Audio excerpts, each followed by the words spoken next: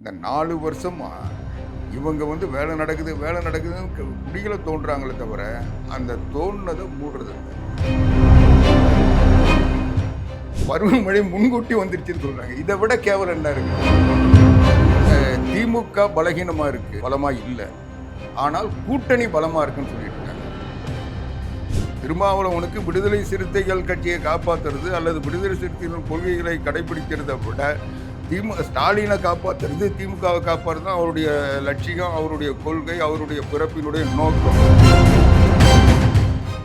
எதிர்வால் எப்படி எங்கள் கூட்டணியை வந்து அவ்வளோ லேசாக காங்கிரஸ் இல்லாமல் கூட்டணி அமைத்தால் வெற்றி பெற முடியாது, தொடர்ந்து மறுபடியும் முதலமைச்சராக இருக்க முடியாதுன்னு அவர் டெல்லியை சொல்கிற மாதிரி இங்கே இருக்கிற ஸ்டாலினுக்கு அவர் சொல்கிறார். அந்த காங்கிரஸ் கட்சியினுடைய ஒரு மாநில தலைவர் ஒரு ஜாதிய அடையாளத்தை பயன்படுத்தி தன்னை வந்து வெளிப்படுத்துறாருன்னா அப்போ எவ்வளோ கேவலமான நிலையில காங்கிரஸ் போயிருக்கு. ஒரு தேவையில்லாம ஜாதிய கவசத்தை ஒரு எதுக்கு பயன்படுத்துறாரு? அந்த இடத்துல எங்கே வந்தது ஜாதி?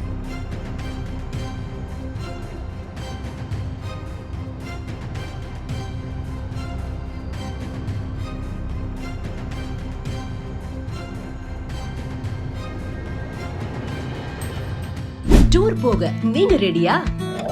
Family tour, solo tour, adventure tour, group tour, office tour, school tour, honeymoon எந்த ட்ரிப்பா இருந்தாலும் ஃபேமஸ் ஸ்டார் டூரிசம் ஈஸியா அரேஞ்ச் பண்ணி தராங்க. Best packages, excellent service and full jolly எக்ஸ்பீரியன்ஸ்க்கு கேரண்டி. சோ எதுக்கு வெயிட்டிங்? ஃபேமஸ் ஸ்டார் டூரிசம் இப்போவே கான்டாக்ட் பண்ணுங்க. பேசு தமிழா பேசு நேயர்களுக்கு வணக்கம். இன்று நம்முடன் இணைந்திருக்கும் சிறப்பு விருந்தினர் அதிமுகவின் செய்தி தொடர்பாளர் திரு ஆவடி குமார் அவர்கள். வணக்கம் சார். வணக்கம் சார். சென்னையில் மழை பெய்ய ஆரம்பிச்சிருச்சு. நீங்கள் வந்து ஆவடியை சேர்ந்தது தான், சொந்த ஊரே ஆவடி தான். நீண்ட நாட்களாக இந்த மழை வெள்ள பிரச்சனைகளை சந்திச்சிருப்பீங்க. இப்போ இருக்கக்கூடிய திமுக அரசு இதை எப்படி கையாளுதுன்னு நீங்கள் நினைக்கிறீங்க? இல்லை, அவங்க கையாளவே இல்லையே. இனிமே தானே போய் ஆய்வு செய்ய போகிறாங்க. இப்போ தானே மழை பெய்யுன்றதே தெரிஞ்சது. இதுக்கு முன்னே ஒரு டைலாக் அடித்தாங்க, எவ்வளோ கடுமையான மழை பெய்தாலும் தமிழகம் எதிர்கொள்ள தயாராக இருக்குன்னு முதலமைச்சர் சொன்னார், துணை முதலமைச்சர் சொன்னார், இருக்கிற அமைச்சர்கள்லாம் சொன்னாங்க. ஆனால் இப்போது தான் போய் ஆய்வு செய்ய போகிறோன்றாங்க.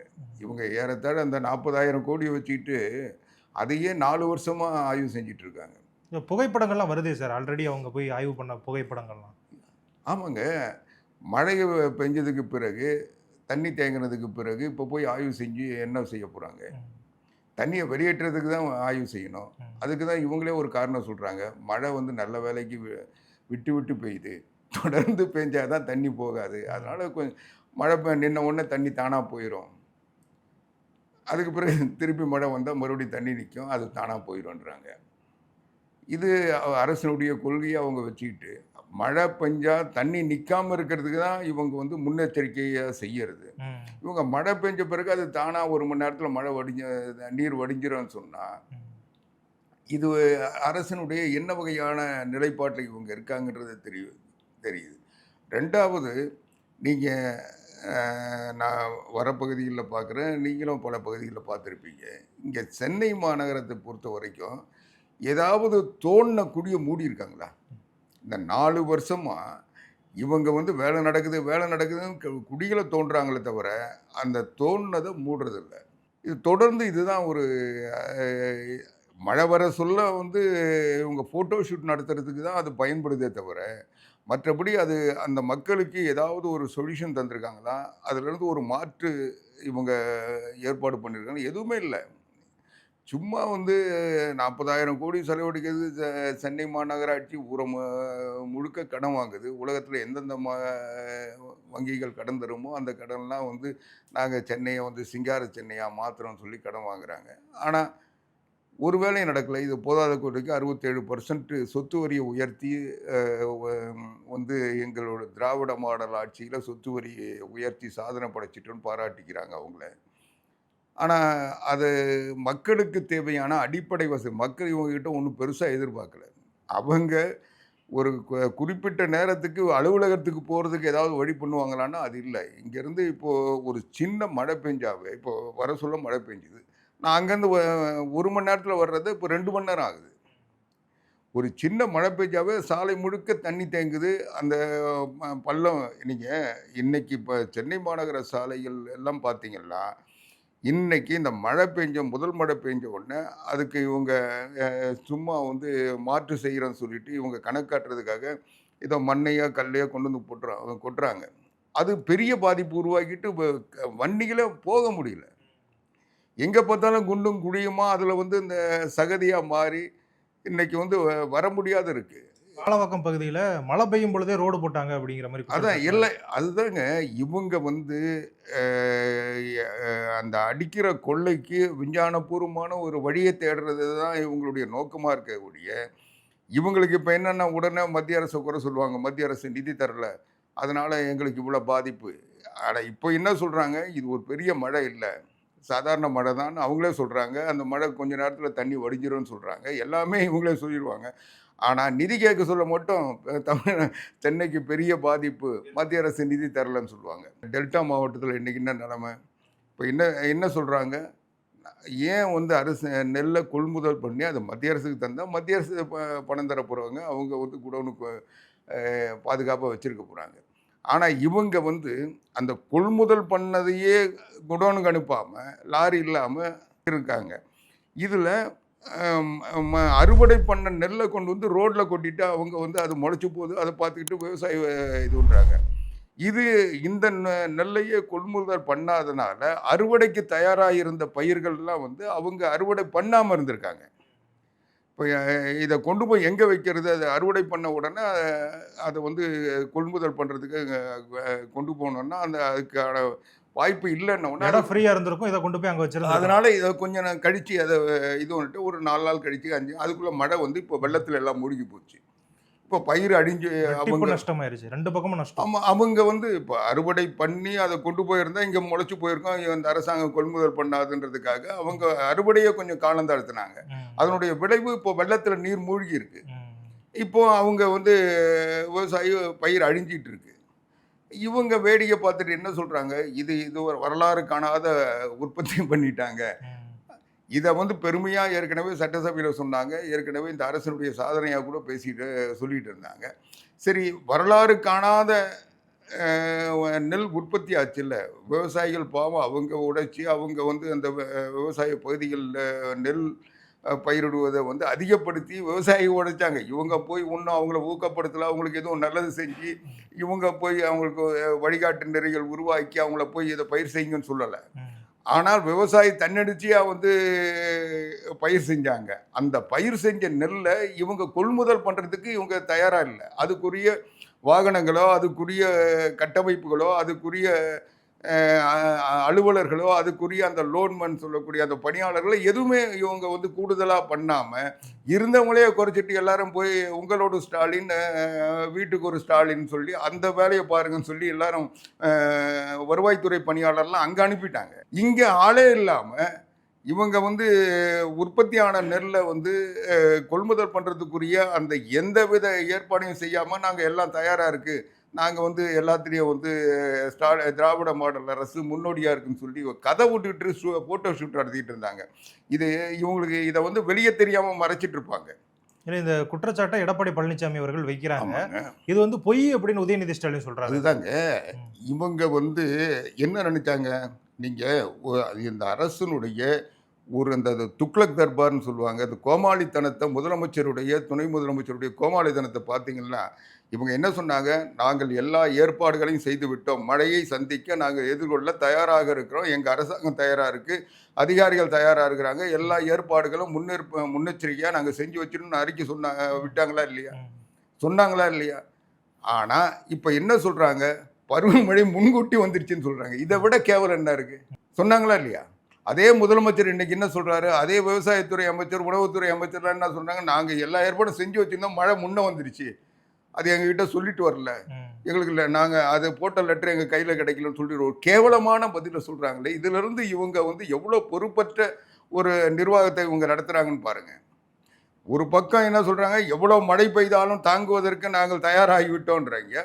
என்ன மழை பெஞ்சு ஏன் தண்ணி நிற்கிதுன்னா எங்ககிட்ட சொல்லாமல் திடீர்னு முன்கூட்டியே வந்துடுச்சுன்னு சொல்கிறாங்க. இது என்ன வகையான, அதாவது நேரத்துக்கு தக்கவாறு. இப்போ அவங்க என்னன்னா வழக்கமாக அவங்க வந்து ஃபோட்டோ ஷூட்டை சென்னையில் நடத்திக்கிட்டு இங்கே இருக்கிற மீடியாவினுடைய அட்டென்ஷன் இங்கே தான் இருக்குன்னு சொல்லி இவங்க ஏமாற்றிட்டு இருந்தாங்க. இங்கே வந்து நாங்கள் தண்ணி தேங்காமல் பார்த்துக்கணும், 1 மணி நேரத்தில் ஒடிஞ்சிடுச்சு, அரை மணி நேரத்தில் ஒடிஞ்சிடுச்சு, இவங்க டைலாக் அடிச்சுட்டு இங்கே பண்ணிகிட்டு இருந்தாங்க. ஆனால் எடப்பாடி பழனிசாமி அவர்கள் எதிர்க்கட்சி தலைவராக நேரடியாக களத்துக்கு போன உடனே அங்கே நடந்த சம்பவங்கள் வெளியே தெரியாமல் இருந்தது. இப்போ மீடியாவினுடைய பார்வைக்கு வந்ததுனால அங்கே இருக்கிற விவசாயிகள் படுகின்ற துன்பம், அன்றைக்கு ஏற்பட்டிருக்கின்ற இந்த விவசாயிகளுக்கு ஏற்பட்டிருக்க இழப்பு, இவங்க வந்து அவங்களுக்கு வந்து குறைஞ்சபட்சம் அந்த காப்பீடு கூட செய்யாமல் இவங்க வந்து அவங்கள வந்து நிர்கதியாக இன்னைக்கு வந்து பாதிக்க வச்சது எல்லாத்தையும் வந்து எடப்பாடி பழனிசாமி அவங்க கடத்துக்கு போய் அங்கே இருக்கிற இந்த அறுவடை செஞ்ச நெல் இவங்க கொள்முதல் செய்யாதனால ஏற்பட்ட பாதிப்பு, அதே மாதிரி அறுவடைக்கு தயாராக இருக்கிற நெல் அறுவடை செய்ய முடியாத ஒரு நிலையில் ஏற்பட்ட பாதிப்பு, இது எல்லாத்தையும் அவர் வந்து வெளிப்படுத்திட்டார். மீடியாவினுடைய அட்டென்ஷன் இவங்க எதை தவிர்க்க நினைச்சாங்களோ அது வந்து இன்னைக்கு உலகம் முழுவதும் இன்னைக்கு வெளிப்பட்டுருச்சு. அவர் போய் ஒவ்வொரு இடத்துலையும் களத்தில் நிற்க சொல்ல எல்லா மீடியாவுக்கும் அது தெரிஞ்சதுனால அங்கே இருக்கிற விவசாயிகள் அவங்களுடைய குமுறல் அதை சொன்னாங்க. அதை வந்து எல்லாரும் உணர்ந்துட்டாங்க. அதனால் இவங்களுக்கு அதுக்கப்புறம் தான் வந்து துணை முதலமைச்சருக்கு இப்படி ஒரு சம்பவம் நடந்தது தெரியுது, முதலமைச்சருக்கு தெரியுது. இன்னும் முதலமைச்சர் அங்கே போகல, துணை முதலமைச்சரை குறைஞ்சபட்சம் அனுப்பி அவரை போய் என்ன பண்ணுறாரு, ட்ரெயினில் ஏற்றி விடுறதை தொடங்கி வைக்கிறாரு. இது தொடங்கி வைக்கிற நேரமாக இது. விவசாயிகள் அங்கே கதறிக்கிட்டு இருக்காங்க, மழை நீரில் பயிர்கள் அழிஞ்சிக்கிட்டு இருக்கு, உற்பத்தி செஞ்ச நெல்கள் முளைச்சிக்கிட்டு இருக்கு. இதை எப்போ தொடங்கியிருக்கணும், இந்த அறுவடை காலம் தொடங்கின உடனே தொடங்கி வச்சிருந்தா, அப்போ வந்து ரயிலில் ஏற்றி அனுப்பியிருந்தா, இன்னைக்கு அது வந்து தொடர்ச்சியாக அது வெளியே போயிருந்தா அவங்க கொள்முதல் செய்கிற கொள்முதல் நிலையங்கள் அதை அவங்க பணியை தொடர்ந்து செய்வதற்குரிய பணியாளர்கள் நியமிச்சிருந்தா, அதை வந்து இவங்க முறையாக கண்காணிச்சிருந்தா, இது எல்லாமே ரொட்டீனாக நடக்க வேண்டிய வேலை ஏற்பட்டிருக்கு. எதுவுமே இல்லாத இப்போ போய் நீ ஏன் தொடங்கி வைக்கிற? இப்போ எடப்பாடி பழனிசாமி அவர்கள் அங்கே போய் களத்தில் நின்ன உடனே அடுத்த நாள் நாகப்பட்டினத்துக்கு வராருன்னு சொன்ன உடனே அங்கே இருக்கிறதெல்லாம் ராத்திரியாக லோடு ஏற்றினாங்கல்ல. அதையும் மீடியாக்களில் சமூக ஊடகங்களில் நம்ம பார்த்தோம். அவர் வரப்போகிறார் காலையிலன்னாவே அதுக்கு முன்னால் அதை எப்படியோ இன்னைக்கு தமிழ்நாட்டு அரசியலில் எடப்பாடி பழனிசாமி அவர்களுடைய இந்த முயற்சினால இன்னைக்கு விவசாயிகளுக்கு ஓரளவு நிவாரணம் கிடைக்கும். அதாவது பாதிப்புலேருந்து அவங்க மீள முடியாது, அது வேற. ஆனாலும் இன்னைக்கு உடனடியாக அந்த இருக்கிற நெல்லெல்லாம் வந்து பாதுகாப்பாக அவங்க கொண்டு போனது, மற்றவங்களுக்கு உடனடியாக அதை கொள்முதல் செய்வதற்குரிய சூழல் உருவாக்குனதுன்னா இன்னைக்கு எடப்பாடி பழனிசாமி அவர்கள் எடுத்த முயற்சி, நடவடிக்கை, அவருடைய செயல் தான் இதை உருவாக்கிறதை தவிர இந்த ஆட்சி பொம்மை அரசாங்கம், பொம்மை முதலமைச்சர் இவங்களுக்கு எதை பற்றியும் கவலை இல்லை. எதுவுமே நடக்கலைன்னு சொல்லி அவங்க இந்த மீடியா மாஃபியாவை வச்சுக்கிட்டு இன்னைக்கு ஒரு தவறான செய்தியை மக்கள்கிட்ட நம்ப வச்சுக்கிட்டு இருந்தாங்க. அதில் இன்னைக்கு எதிர்கட்சி தலைவருடைய எடப்பாடி பழனிசாமி அவர்களுடைய இந்த செயல்னால என்னை அம்பலப்பட்டு போய் நிற்கிறாங்க. சார், பொதுவாக ஒரு கருத்து இருக்குது, திமுக கூட்டணி ரொம்ப ஸ்ட்ராங்காக இருக்குது, 2019 அவங்க தொடர்ந்து ஜெயிச்சுக்கிட்டே வர்றாங்க, அதுக்கு காரணம் அவங்களுடைய கூட்டணி அப்படிங்கிற மாதிரி சொல்கிறாங்க. ஸோ ஆனால் இப்போ அந்த கூட்டணியில் பல விரிசல்கள் விழுற மாதிரி தெரியுதே சார். தொடர்ந்து ஜெயிச்சுட்டு வராங்கன்னு சொல்கிறத என்னால் புரிஞ்சிக்க முடியல. 2019 வந்து நாடாளுமன்ற தேர்தல், அந்த தேர்தலில் அவங்க ஜெயித்தாங்க. அதுக்கடுத்து அடுத்த நாடாளுமன்ற தேர்தலில் ஜெயித்தாங்க. அந்த தேர்தலில் அதிமுக பாரதிய ஜனதா கட்சி கூட்டணி இருந்தது. இந்த அடுத்து 2024 தேர்தலில் பாரதிய ஜனதா கட்சி அதிமுக கூட்டணி இல்லை. அதனால் அந்த கூட்டணி பலமாக தெரிஞ்சுது. அதிமுக பாரதிய ஜனதா கட்சி கூட்டணி ஒன்றா சேர்ந்து நின்று இருந்தால், தேசிய ஜனநாயக கூட்டணி மறுபடியும் களத்து நின்று இருந்தால் அது நீங்கள் அதோட ஒப்பிடலாம். 2019 2024 அந்த கூட்டணி ஒற்றுமையாக இருந்து இவங்க வெற்றி பெற்றிருந்தாங்களா, அவங்களுடைய தொடர் வெற்றின்னு நீங்கள் சொல்லலாம். ஆனால் இந்த கூட்டணி பிரிஞ்சதுனால அவங்க வந்து பலமாக ஒரு தோற்றம் வந்ததே தவிர, இந்த கூட்டணியை நீங்கள் சாதாரணமாக எந்த புள்ளி உரத்தை வேணால் எடுத்துங்க, 2 கட்சியும் கூட்டணியும் ஒன்றா சேர்ந்து போட்டிட்டு இருந்தால் திமுக அந்த வெற்றியை பெற்றிருக்குமா, தொடர் வெற்றி வந்திருக்குமா? இந்த 40 சொல்கிற மாதிரி அந்த வெற்றிக்கு காரணம் அவங்களோட கூட்டணி. இந்த அவங்க கூட்டணி பலமான கூட்டணி நீங்கள் சொல்கிறத நான் என்னால் ஏற்றுக்க முடியல. ஏன்னா அவங்க கூட்டணி பலம் இல்லை, இந்த கூட்டணியுடைய பலகீனத்தினால அவங்க ஜெயிச்சாங்க. ஓகே, அதனால் அந்த வெற்றியை அதோட ஒப்பிடுவார். 2வது, ஸ்டாலின் வந்து 2021 முதலமைச்சர் ஆனார். அதுக்கு பிறகு அவர் இப்போ தான் தேர்தலை சந்திக்கிறாரு. இது எப்படி தொடர் வெற்றி ஆகும்? இல்ல சார், இடைத்தேர்தல்கள், எம்பி தேர்தல் அவர் தலைமையில தானே சார்? இடைத்தேர்தல் நீங்கள் திமுக வந்து 2011 வரைக்கும் ஆட்சியில் இருந்தாங்க. 2006லேருந்து 11 5 வருஷம் மைனாரிட்டி அரசு, மெஜாரிட்டி கூட இல்லாத 5 வருஷம் ஆட்சி நடத்தினாங்க. அதுக்கு பிறகு 10 வருஷம் எத்தனை தேர்தல் நடந்தது? நீங்கள் சொன்ன இடைத்தேர்தல், பஞ்சாயத்து தேர்தல் எல்லாத்தையும் சேர்த்திங்கன்னா ஒரு 100 தேர்தல் வந்திருக்கு. 100 தேர்தலில் தோத்தாங்களே. எண்ணி பாருங்க, நாடாளுமன்ற தேர்தலிருந்து நீங்கள் சொல்கிற இந்த இடைத்தேர்தல், கவுன்சில் தேர்தல் எல்லாத்தையும் சேர்த்து பார்த்தீங்கன்னா ஒரு 100 தேர்தலில் தோற்றுருப்பாங்கல்ல. இதோட படுதோல்வி இன்னும் கேட்டால் 2011 திமுக எதிர்கட்சியாக கூட வர்ற தகுதி இல்லாமல் மக்களால் விரட்டப்பட்டதில்லை. அதனால் திமுக எப்பவுமே பலமாக வந்து ஆட்சி அமைச்சது இல்லை. அது நீண்ட காலம் ஆயிடுச்சு. அதனால் அவங்க கருணாநிதி கடைசி ஆட்சி நடத்துறது கூட மைனாரிட்டி அரசு தான். புரட்சித் தலைவி அம்மா அதை தெளிவாக சொல்லுவாங்க, மைனாரிட்டி திமுகன்னு. அன்னைக்கு வந்து பாரதிய ஜனதா பாட்டாளி மக்கள் கட்சியும் காங்கிரஸ் கட்சியும் தந்த ஆதரவில் அவங்க ஆட்சி நடத்த முடிஞ்சதை தவிர, அவங்க ஆதரவு இல்லைன்னா அவங்க ஆட்சியை 5 வருஷத்தை நிறைவு செஞ்சிருக்க முடியாது. அதனால் அவங்க வந்து திமுக எப்பவுமே அதிமுக விட பலமான கட்சி இல்லை. இன்னும் சொல்ல போனால் கூட்டணி இல்லாமல் வெற்றி பெற்றதும் இல்லை. இல்லை, அப்படிப்பட்ட கூட்டணிக்குள்ளதான் இப்போ ஒரு பிளவு வர்ற மாதிரி இருக்கு. அதுதான் அந்த நிலையில் இருக்கிற அந்த கட்சி இன்னைக்கு கூட ஸ்டாலினுடைய பேச்சிலிருந்து திமுகவை சார்ந்தவங்களுடைய பேச்சு எல்லாமே பார்த்தீங்கன்னா திமுக பலகீனமாக இருக்குது, பலமாக இல்லை. ஆனால் கூட்டணி பலமாக இருக்குன்னு சொல்லிட்டு இருக்காங்க. அந்த கூட்டணி பலன்னு அவங்க சொல்கிறது எதுவுமே கிடையாது. என்னன்னா பாரதிய ஜனதா கட்சியினுடைய எதிர்ப்பாளர்கள் ஒன்றா சேர்த்து வச்சுருக்கன்றது அவங்க கூட்டணி பலம். இதே வந்து அந்த கூட்டணி கட்சிகள் திமுகவோட பலகீனமாக இருக்குது. நீங்கள் அந்த கூட்டணி ஒன்றும் பெரிய ஒற்றுமையான கூட்டணி, கொள்கை கூட்டணி, இணக்கமான கூட்டணி, இறுதியான கூட்டணிலாம் கிடையாது. நீங்கள் அந்த கூட்டணியை வந்து எந்த நேரத்திலும் நெல்லிக்காய் மூட்டை மாதிரி சிதறி போகும். இன்றைக்கி வேறு போக்கினம் இல்லைன்னு அங்கே உட்காந்துக்கிட்டு இவங்க மேலே அவங்க குதிரை ஓட்டுறதா, அவங்க தலையில் இவங்க குதிரை ஓட்டுறதான்னு அவங்களுக்குள்ளே குண்டு சட்டிக்குள்ளே குதிரை ஓட்டிகிட்டு இருக்காங்க. நான் இதை வந்து ஏதோ இதுக்காக இன்றைக்கி பீகார் தேர்தலில் இதே ஐஎன்டிஏ கூட்டணி ஒரு ஒற்றுமையை உருவாக்க முடிஞ்சுதா?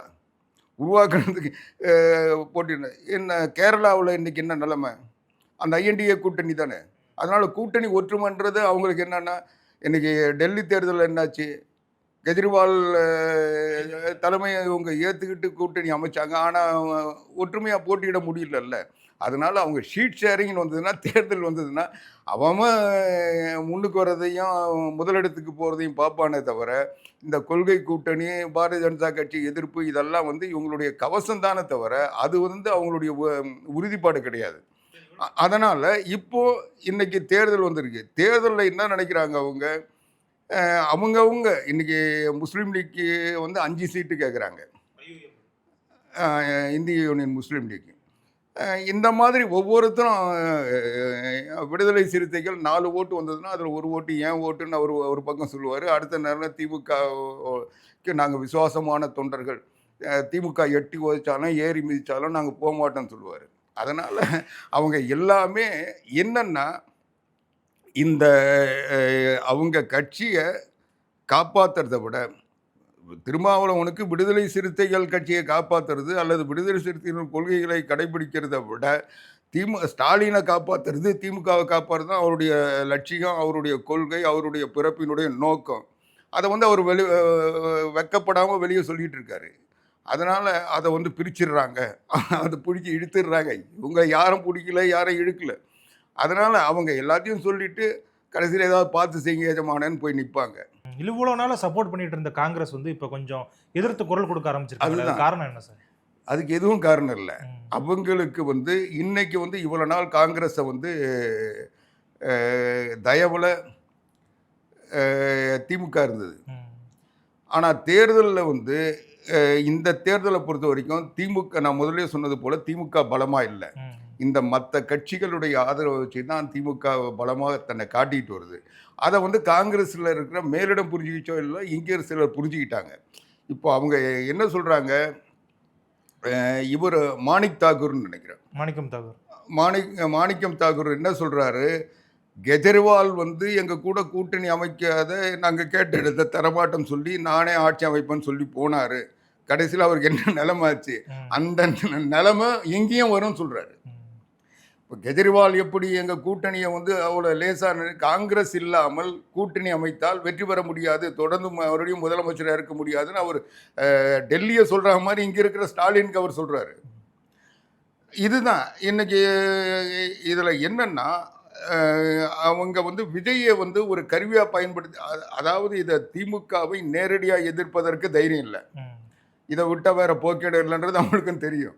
அப்போ என்ன நினைக்கிறாங்க, திமுகவை எப்படியாவது வழி கொண்டு வரணும் இவங்க. அதாவது இதில் வந்து யார் பெரிய எத்தன்னு அவங்களுக்குள்ள போட்டி, உன்னை ஏமாத்துற நான், நீ என்னை ஏமாத்துறியான்னு 2 பேரும் வந்து பண்ணிட்டு இருக்காங்க. அப்போ அவங்க என்ன நினைக்கிறாங்க, நான் விஜய் கூட போயிடுவேன், விஜய் எங்களை எதிர்பார்த்துருக்கிறாரு, விஜய் ராகுல் காந்தி விஜய் கிட்ட பேசுகிறாரு, அதனால் நாங்கள் எந்த நிலையிலும் கேரளாவில் வந்து விஜய்க்கு செல்வாக்கு இருக்கிறதுனால விஜயை பயன்படுத்தி கேரளாவில் வந்து பாலகிருஷ்ணன்லேருந்து எல்லாருமே வந்து விஜய் கூட்டணி அமைக்கணும்னு விரும்புகிறாங்க, அதனால் விஜய்க்கு வந்து நாங்கள் போயிடுவோம் அப்படின்னு இவங்க சொல்லி அதன் மொழியாக இவங்களுடைய பலத்தை அதிகப்படுத்த பார்க்குறாங்க.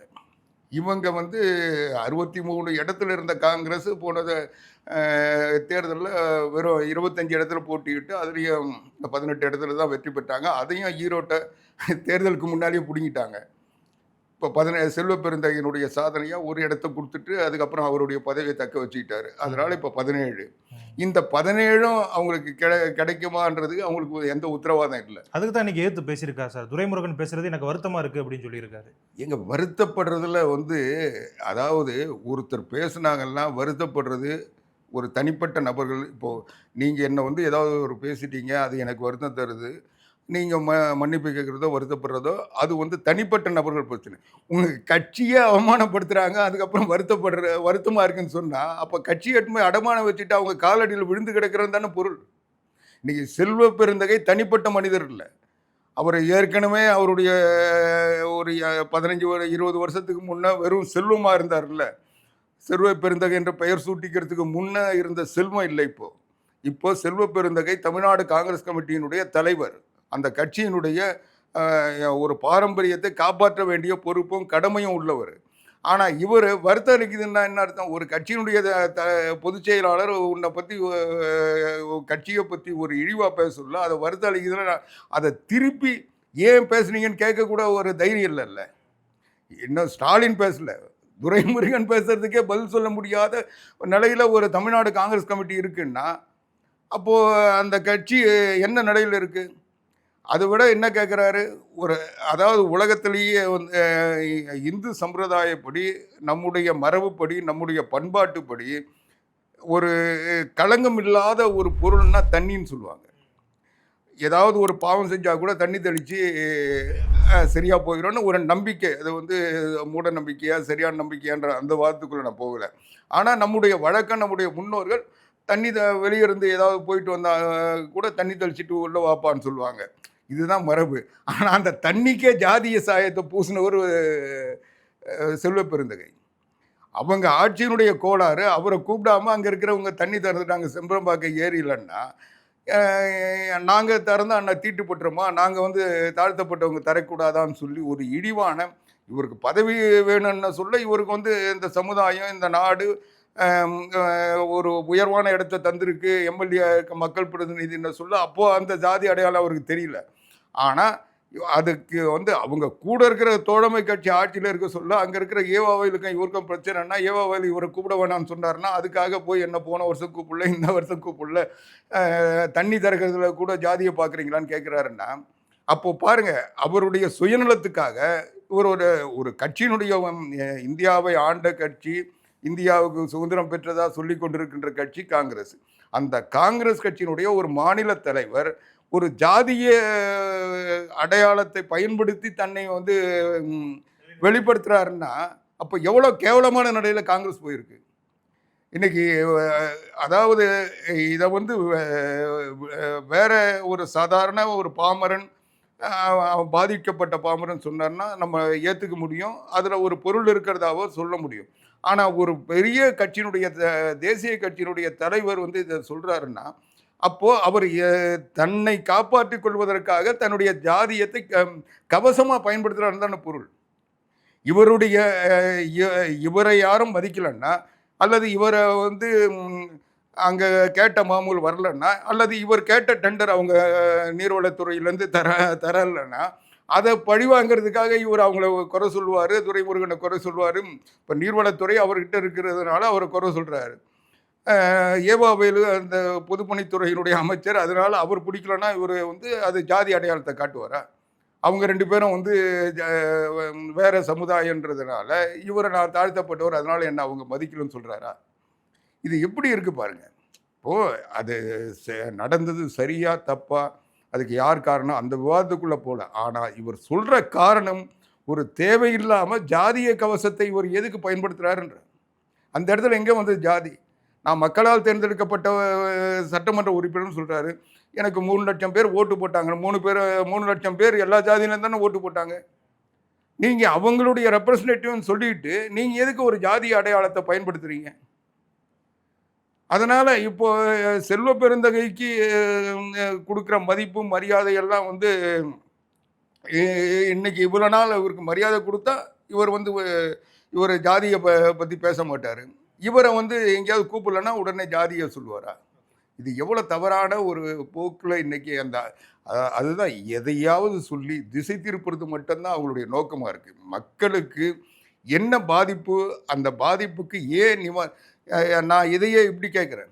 இதே செல்வ பெருந்தகை அவருடைய தொகுதியில் அந்த சம்பரமாக்கம் ஏரி இருக்குல்ல, இந்த பாதிப்பு வந்த உடனே அங்கே நீர் நிரம்புதுன்னு தெரியுது இல்லை, இவர் போய் நின்று இருக்க வேண்டுமா வேண்டாமா? ஒரு மக்களுடைய பிரதிநிதி அங்கே போய் அதிகாரிகளை வந்து நீங்கள் என்ன பண்ணுறீங்க, மழை பெஞ்சிட்டு இருக்கு, இதை உடனே செய்யுங்க, இதனால் பாதிப்பு வரும்னு இவர் செய்ய வேண்டிய வேலையை செய்யாமல் அவங்க செஞ்சதை குறை சொல்லிகிட்டு இருக்காரு. என்னை கூப்பிடலன்றாரு. இவர் எது கூப்பிடணுன்னா விருந்து வச்சு கூப்பிடுவாங்களா, இல்லை அழைப்புதல் போட்டு கூப்பிடுவாங்களா, இல்லை அதுக்கு ஒரு விழா நடத்தி கூப்பிடுவாங்களா? கூப்பிட்றதுன்றது இவர் போய் களத்தில் நிற்கணும். மக்களுக்கு ஒரு பாதிப்பு வரக்கூடிய சூழ்நிலை அந்த இடத்துல இருக்குன்னா இவர் மக்கள் பிரதிநிதி அந்த தொகுதிக்கு போய் நிற்கணுமா இல்லையா? இவர் வந்து சும்மா வந்து விளம்பரத்துக்காக இதெல்லாம் பேசிகிட்டு இருக்காங்க. இது ஸ்டாலின் என்ன செய்கிறாரோ அதுதான் இன்றைக்கி அவருடைய கூட்டணி கட்சியிலும் செஞ்சிட்ருக்கு. ஓகே சார், கடைசியாக ஒரு கேள்வி. டிடிவி தினகரன் அவர்கள் ஒரு கருத்து சொல்லியிருக்காரு. எடப்பாடி அவர்களுடைய தலைமையை ஏற்றார்னா விஜய் வந்து அரசியலில் சோபிக்க மாட்டார் அப்படிங்கிற ஒரு கருத்தை அவர் வந்து ஒரு வேற மாதிரி வார்த்தைகளை சொல்லியிருக்காரு. ஸோ இந்த கருத்தை நீங்கள் எப்படி பார்க்குறீங்க? இல்லை, இப்போ என்ன டிடிவி தினகரன் சோபிச்சிட்டாரா? டிடிவி தினகரன் யார்? அவர் ஏதோ போக்கினர் இல்லாத ஏதோ ப்ரெஸ்ஸு ஏதோ ஒரு நிகழ்ச்சிக்கு போயிட்டு 4 பேரை கூப்பிட்டு வச்சுக்கிட்டு பத்திரிகையில் கேள்வி கேளுங்க நான் சொல்கிறேன்னு சொல்லிகிட்டு இருக்காரு. டிடிவி தினகரன் இன்னைக்கு அரசியலில் என்னவா இருக்காரு? அவருடைய கட்சி என்ன நிலையில் இருக்குது? அவர் என்னவோ நாங்கள் சேர்ற கட்சி தான் வெற்றி வருவோம். சரி, எங்கே சேருவோம்? உனக்கு போக்கிட இருக்கா? எவனாவது கூப்பிட்றானா? யாருமே கூப்பிடல. நீ என்ன சொல்கிற? எடப்பாடி பழனிசாமி முதலமைச்சர் ஆக விட மாட்டோம் அப்படின்னு தானே சொல்கிறாரு. இது ஒரு கொள்கையா? 2021 அதிமுக ஆட்சி அமைக்காம போனதுக்கு அவர் காரணம் சொல்கிறாங்களே. இல்லை, அவர் தன்னைத்தானே சொல்லிக்கிறாரு. அது அவருக்கு வேண்டிய ஒரு சிலர் வந்து அதை சொல்லியிருப்பாங்களே ஒழிய அவர் எப்படி காரணமாவார்? அவர் வந்து அண்ணா திராவிட முன்னேற்ற கழகம் ஒரு வலிமையான கட்சி, பலமான கட்சி, கட்டமைப்பு உள்ள கட்சி. அண்ணா திராவிட முன்னேற்ற கழகத்திலிருந்து விரட்டி அடிக்கப்பட்டவர், தூக்கி எறியப்பட்டவர். இன்னும் கேட்டால் இந்த கட்சிக்கு லாயக்கில்லன்னு புரட்சி தலைவி அம்மா அவர்களால் அரசியலிருந்து தமிழ்நாட்டிலிருந்து அகற்றப்பட்டவர் டிடிவி தினகரன். இன்னைக்கு டிடிவி தினகரன் அதிமுகவை பற்றி பேசுறதுக்கு மட்டும் இல்லை, அம்மாவை பற்றி பேசுறதுக்கு கூட அருகதை இல்லாத, தகுதி இல்லாத, அம்மாவால் விரட்டி அடிக்கப்பட்ட, கடைசி அம்மா நினைவிருக்கின்ற வரை அவரை வந்து ஏற்காத ஒரு மனிதர் டிடிவி தினகரன். அவரே சொல்லுவார், நான் எப்போ வேணால் ஜெயிலுக்கு போக தயாராக இருக்கிறேன், ஜெயிலுக்கு போக வேண்டிய வழக்கெல்லாம் இருக்குது, அதை பற்றி நான் கவலைப்படலை, ஜெயிலுக்கு போயிட்டு வந்து கட்சி நடத்துவோன்னு சொன்னார். அதனால் அவர் எப்போ வேணால் ஜெயிலுக்கு போகிறவர். அதனால் அவர் எதையாவது பேசுகிறேன். நான் கேட்குறேன், இன்னைக்கு அவர் என்ன சொல்கிறார்? 4 கூட்டணி அமையும். அதில் வந்து தினகரன் பங்கேற்கின்ற கூட்டணி வெற்றி பெறுமா? எப்படி வெற்றி பெறும்? நீ நாடாளுமன்ற தேர்தலில் நீ போட்டியிட்ட, நீ வெற்றி பெற்றியா? நீ அதுக்கு முன்னே போன 2021 தேர்தலில் அதிமுக ஆட்சிக்கு வராமல் தடுத்தன்னு சொல்கிறது என்னைய வந்து சொல்லிக்கிறது, இது எல்லாரும் சொல்லிக்கிறாங்க. இப்போ ஆக திமுகவினுடைய கூட்டணி பலத்தால் வெற்றி பெறலை, நாங்கள் வந்து காட்டி கொடுத்ததுனால வெற்றி பெற்றான்னு ஒரு வெக்கம் இல்லாமல் ஒரு தினகரன் சொல்கிறாருன்னா இவருடைய துரோகத்தை சொல்கிறாரு. இங்கே அதிமுகவில் புரட்சித் தலைவி அம்மா ஆட்சி, அனைத்து இந்திய அண்ணா திராவிட முன்னேற்ற கழகத்தை ஆட்சி, புரட்சித் தலைவர் எம்ஜிஆர் உருவாக்கப்பட்ட கட்சி ஆட்சிக்கு வரக்கூடாதுன்னு சொல்கிற ஒரு கொள்கையை வச்சுக்கிட்டு இருக்க ஒரு ஆளை எப்படி அதிமுக தொண்டர்கள் ஏற்றுப்பாங்க? அம்மாவினுடைய வழி நடக்கிறவங்க, புரட்சித் தலைவர் எம்ஜிஆர் வழி நடக்கிறவங்க எப்படி நம்புவாங்க?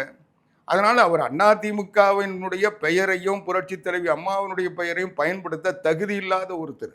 ஓகே சார், எங்களோட இணைந்து நிறைய விஷயங்கள் பகிர்ந்துக்கிட்டீங்க. உங்களுடைய நேரத்திற்கு மிக்க நன்றி. நன்றி. ரேபிஸ் உள்ள வந்துடுச்சுன்னா, அதோட அறிகுறிகள் ஆரம்பிச்சிருச்சுன்னா அதுக்கு ட்ரீட்மெண்ட்டே கிடையாது. 100% மரணம். பாதுகாப்பு இல்லாத உடலுறவு வைக்கும் பொழுது இந்த மருக்கள் பாதிக்கப்பட்ட நபர்கிட்ட இருந்து இன்னொருத்தருக்கு ஈஸியாக பரவலாம். ஃபர்ஸ்ட் நமக்கு சுகர் இருக்கான்றதை செக் பண்ணிக்கணும். சுகர் இருக்கக்கூடிய நிறைய நபர்களுக்கும் கண்ணெரிச்சல் ஏற்படும். 2-3 பேர் at 20A டயபெட்டிஸ் வரக்கூடிய வாய்ப்பு இருக்கு. இதை ராத்திரி 8 மணிக்கு மேலே இவங்க ரெகுலராக சாப்பிட ஆரம்பிச்சாங்கன்னா, சைக்கிளிங் பண்ணுறவங்களுக்கு நான் எழுதியே தரலாம், ஹார்ட் ப்ராப்ளம் வராது அப்படின்னு. பேசு தமிழா பேசு சேனலுக்கு ஆதரவு தந்து கொண்டிருக்கக்கூடிய பார்வையாளர்களுக்கு வணக்கம். அரசியல் ஆன்மீகம்னு மட்டும் இல்லாம இப்போ ஹெல்த்லயும் நம்ம வந்தாச்சு. ஹெல்த் சம்பந்தமான பிரச்சனைகளுக்கும், ஹெல்த் டிப்ஸுக்கும், ஹெல்த் கேருக்கும், இல்ல ஹெல்த் பத்தி ஏதாவது தெரிஞ்சுக்கணும் அப்படின்னு நினைச்சீங்கன்னா ஹெல்த் குரு சேனல் கண்டிப்பா உங்களுக்கு யூஸ்ஃபுல்லா இருக்கும். பேசு தமிழா பேசு சேனலுக்கு கொடுக்கக்கூடிய இதே சப்போர்ட்டை ஹெல்த் குரு யூடியூப் சேனலுக்கும் கொடுத்து அந்த சேனலை சப்ஸ்கிரைப் பண்ணி உங்க நண்பர்களுக்கு ஷேர் பண்ணும்படி கேட்டுக்கிறோம். நம்ம ஹெல்த் குரு சேனலோட லிங்கை டிஸ்கிரிப்ஷன்ல தரோம், மறக்காம செக் பண்ணி பாருங்க.